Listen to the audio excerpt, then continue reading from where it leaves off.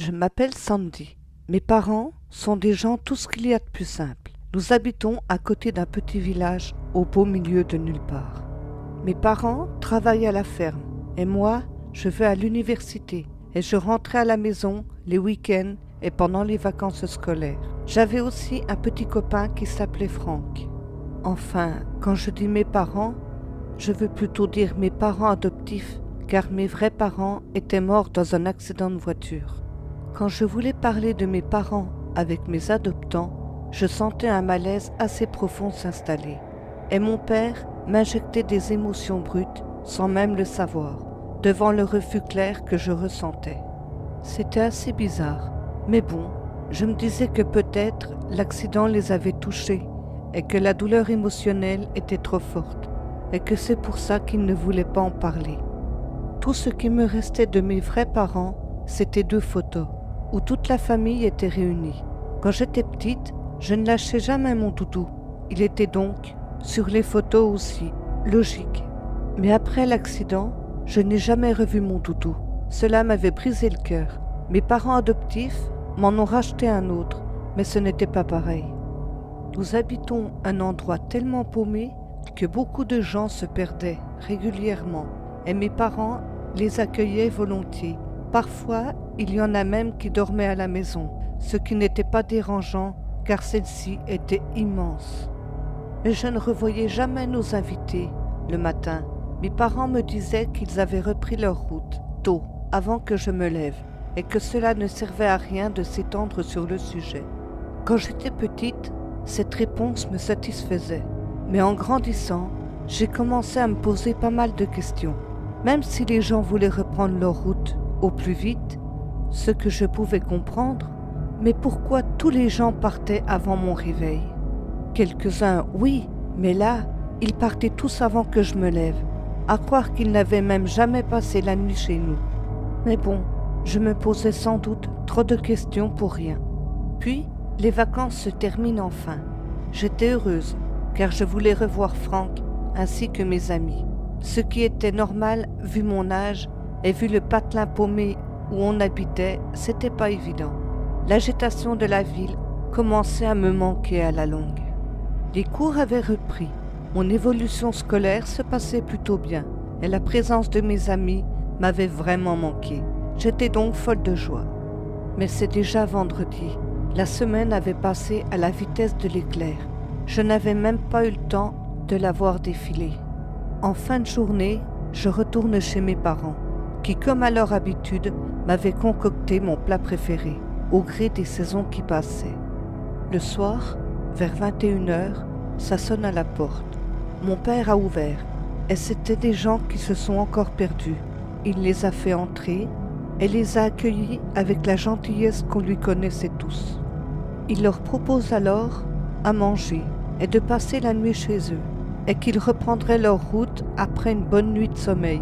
Les gens accepta et le remercia poliment. Nous discutions de choses et d'autres. Les heures passent assez vite, quand tout à coup, les gens nous demandent si on avait entendu parler des disparitions de personnes dans les alentours. J'étais choquée, mais mon père a aussitôt interrompu la discussion, prétextant qu'il se faisait tard et qu'il était grand temps d'aller se coucher. Ce que nous faisons sur le champ. De toute façon, tout le monde ressentait la fatigue s'abattre sur chacun de nous. Vers 3 heures du matin, j'entends du bruit en bas. Je décide alors de me lever pour voir ce qu'il se passait. J'étais encore en haut des escaliers, et c'est là, à cet instant même, que je vis ma mère portant un tablier taché de sang en bas de l'escalier. Je lui demande si tout allait bien, mais elle semble surprise et nerveuse en me voyant. Elle me répond que oui, tout allait pour le mieux, puis insiste lourdement pour que je retourne me coucher et me rendormir rapidement. Je retourne alors dans ma chambre, mais impossible de me rendormir. Trop de questions me trottaient dans la tête. En bas, j'entendais quelques bruits, mais ce n'est que bien plus tard que j'ai réussi à me rendormir. Je me lève tard le lendemain. Évidemment, nos invités étaient déjà partis, car je ne les avais pas revus. Je demande à ma mère ce qu'il s'était passé cette nuit, mais je vois son teint pâlir d'un coup. Puis mon père me répond qu'elle n'arrivait pas à dormir. Elle avait donc décidé de tuer un poulet et de le préparer avec des pommes de terre pour midi. Puis, n'arrivant pas à dormir lui non plus, il avait décidé de l'aider. Mais je ne sais pas pourquoi.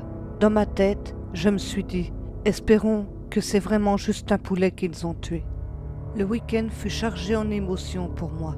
Je ne sais pas trop comment l'expliquer, mais j'avais l'intime conviction que quelque chose de grave se passait.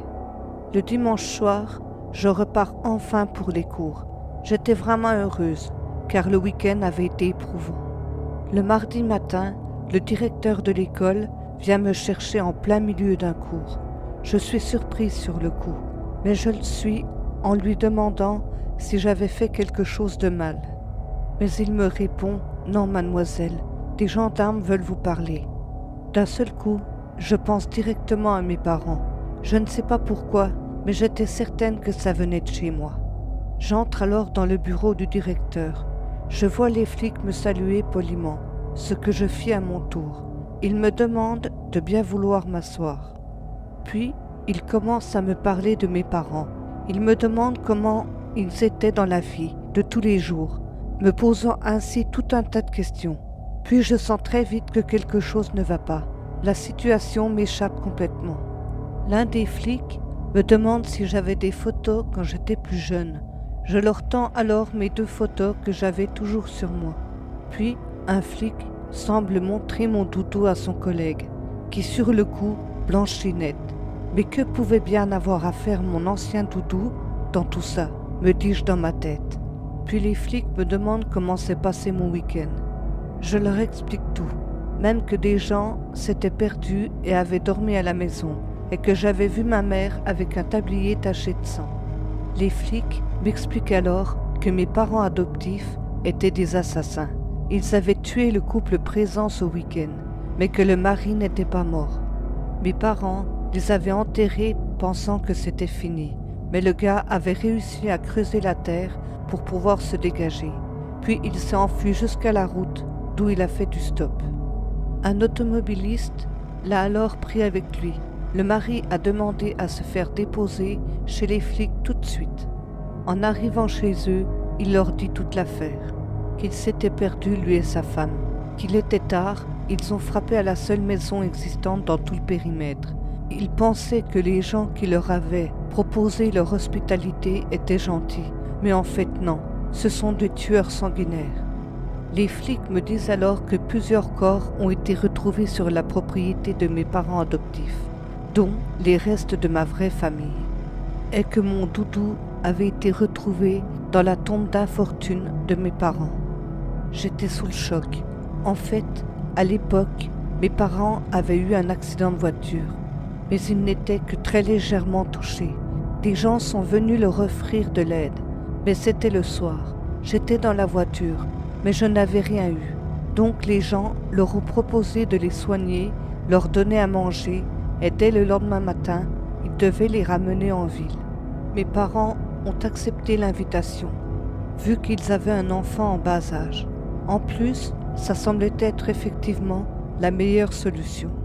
Mais les flics m'expliquent alors que mes parents adoptifs avaient tué mes vrais parents, car en plus, ils avaient une charmante petite fille en santé et qu'ils voulaient avoir un enfant, mais qu'ils n'y arrivaient pas.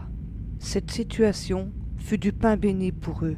J'étais vraiment toute petite à l'époque, donc je ne me rappelais pas des faits. Les flics m'ont dit que beaucoup de corps avaient été retrouvés sur la propriété et que mes parents adoptifs tuaient des gens depuis des années. J'avais vraiment l'intime conviction que quelque chose clochait, mais je ne pensais pas à tout ça quand même.